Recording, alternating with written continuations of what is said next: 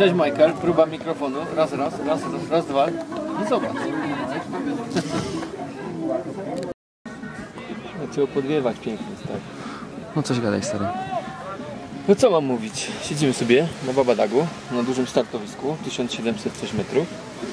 A wiatr zaczął wiać przynajmniej. Może się coś polata.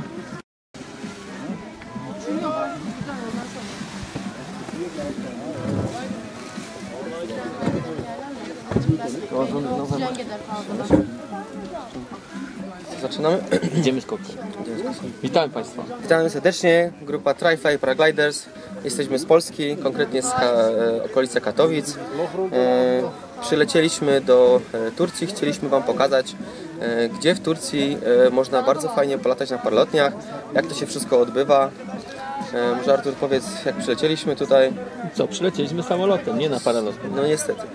Przylecieliśmy z Katowic do Dalaman, a z Dalaman autobusem. Do hotelu, jak to zazwyczaj. Tak, z Dalamanu do samego hotelu było około godzinka jazdy.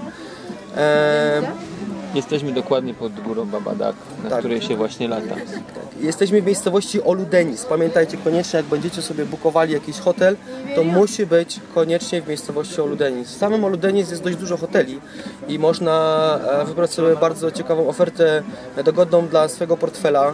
Niekoniecznie trzeba od razu mieć najlepszy hotel. Myśmy na przykład w zeszłym roku byli w hotelu Dorian. To jest to 3-gwiazdkowy hotel, który w zupełności jest wystarczający. Dla pilotów wystarcza. Dla pilotów wystarcza. W tym roku jesteśmy z rodzinami i wybraliśmy sobie hotel, który się nazywa Belcekis Jakoś Beach. tak, mniejsza o to, ale jest zaraz przy plaży, przy lądowisku i nie chce nam się chodzić z plecakami. Tak jest, to trochę z lenistwa.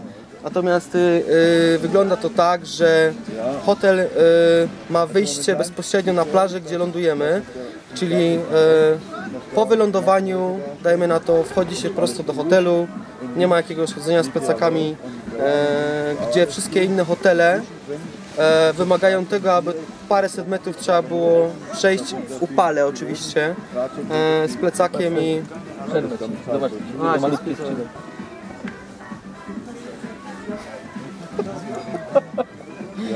No jak kaczka. No jak na spadochronie. No. A pagno szybko pada, widzisz to? No kurde, ale zapierdza trochę, nie? On pewnie... Zobacz to, te nogi jak ma ten rozkaczone.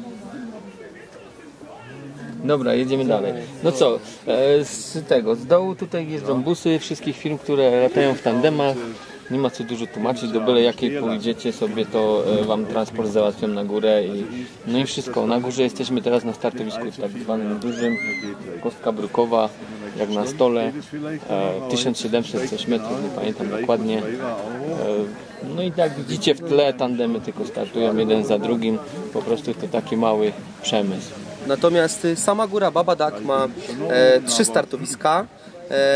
To jest największe, jest najniższe, przez co jest najbardziej oblegane, bo jest największe. No i przeważnie tutaj wszyscy startują. Jest warun do startowania, bo wiatr wieje tak zwane w buzie. Natomiast gdy o różnej porze dnia w różne miejsca wywożą, na przykład z samego rana przeważnie są starty z samego szczytu, gdyż kierunek wiatru jest troszeczkę inny.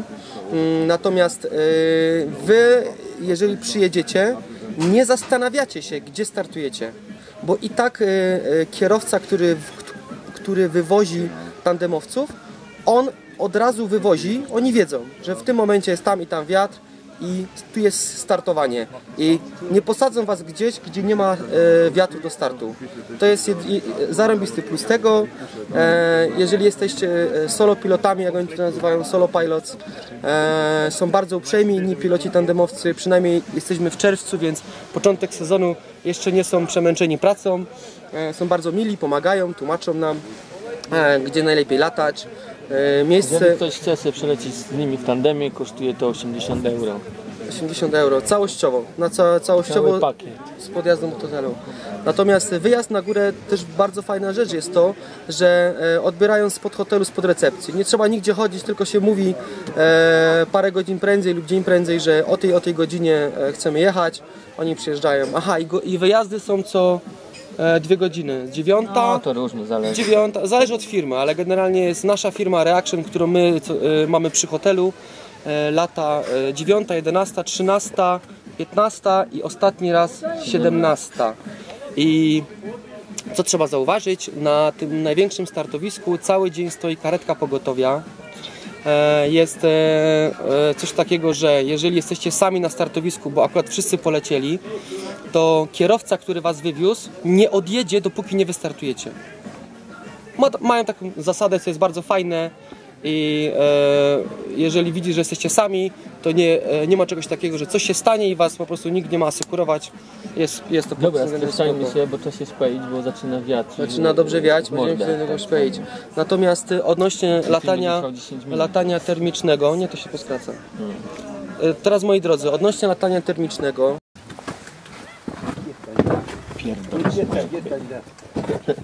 Wracając, uważaj, nie trzepaj tym.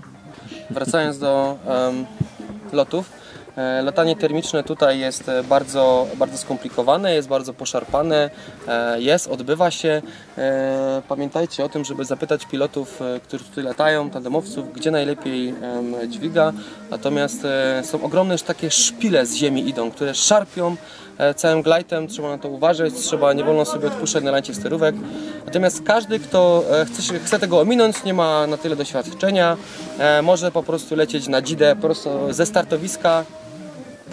Prosto ze startowiska leci w morze i tam jest spokojnie, tam może sobie potrenować, pokombinować. I ląduje w morzu przede wszystkim. I prosto na plażę, tam na plaży też są wyznaczone miejsca do lądowania, jest bardzo fajnie, bardzo wygodnie, nie ma z tym problemu. Pamiętajcie, wszelkiego rodzaju próby, jakieś spiralki ktoś chce porobić, koniecznie nad morzem, gdzie już nie ma noszenia. Zapraszamy do Ulu Denis. Pa, Tak kochani, jest. hej. Cześć wam. No i już starczyła minuta.